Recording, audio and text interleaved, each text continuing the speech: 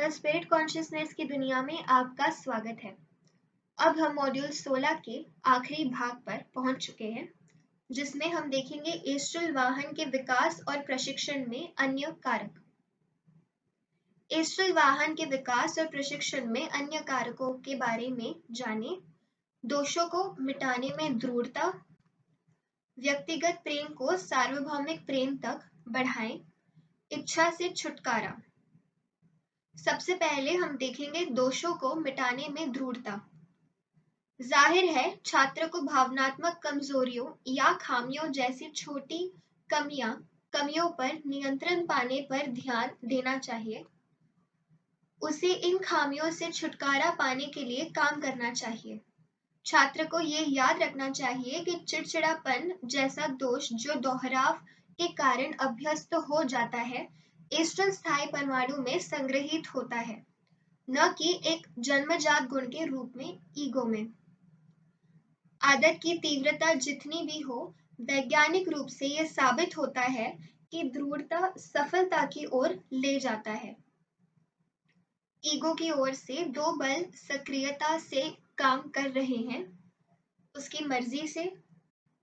Ego की इच्छा स्वयं लोगों की अनंत शक्ति द्वारा समर्थित है, क्योंकि प्रगतिशील विकास उसकी अच्छी है। एकता के विचार को समझना चरित्र निर्माण के कठिन और कभी-कभी अप्रिय काम के लिए एक व्यक्ति को पर्याप्त प्रेरणा देता है। संघर्ष कितना भी कठिन क्यों न हो, अनंत शक्ति व्यक्ति के पक्ष में है। वह निश्चित रूप से उन परिमित नकारात्मक शक्तियों पर सफल हो सकता है जिनका निर्माण पिछले जन्मों में हुआ है। व्यक्तिगत प्रेम को सार्वभौमिक प्रेम तक बढ़ाएं। एक व्यक्ति जो सभी इच्छा को नष्ट कर देता है, कर्म को पूरी तरह से संतुलित करे तथा अतः अपने लिए मुक्ति प्राप्त करे, उद्देश्य प्राप्ति में सफल हो सकते हैं, लेकिन वे अभी भी विकास के कानून के लिए बाध्य है। निकट या दूर के भविष्य में उन्हें फिर से उस धारा में खींच लिया जाएगा जिसके दबाव का विरोध नहीं किया जा सकता है, और वे फिर से जन्म लेने के लिए मजबूर हो जाएंगे। व्यक्तिगत प्रेम को तब तक विकसित किया जाना चाहिए जब तक कि इसे नष्ट करने के बजाय यह सार्वभौमिक न हो जाए। प्रेम को उन्नत होना चाहिए और नीचे नहीं खींचा जाना चाहिए। वैसे भी प्यार निकालना बहुत मुश्किल है। लोगों को ये एहसास नहीं है कि प्रेम का विस्तार किया जाना है, न कि पर्दा डालना।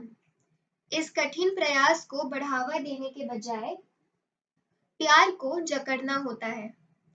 असीम रूप से बहने वाला प्रेम दुनिया को बचाएगा, इसका अभाव नहीं।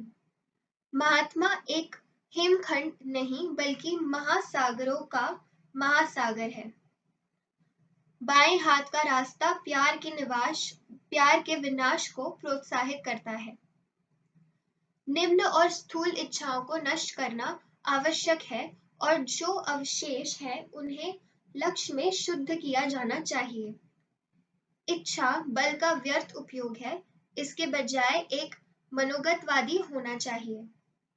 इच्छा मर्जी की एक विकसित विशेषता है।